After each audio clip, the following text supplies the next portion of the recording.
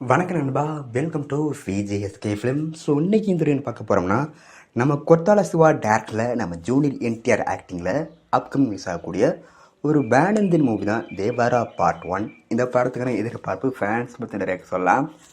And படத்துக்கான star காஸ்ட்டை பார்த்தீங்கன்னா நம்ம ஜூனியர் என்டிஆர், சாய்ஃப் அலி கான், பிரகாஷ் ராஜ், டம் ஜாக்கோ, ஜான்வி கபூர் மற்றும் பல ஃபிலிம் ஸ்டார் காஸ்ட் எடுத்திருக்காங்க. ஸோ ரீசெண்டாக அந்த படத்துக்கான நியூ ட்ரெய்லர்ஸ் பண்ணாங்க.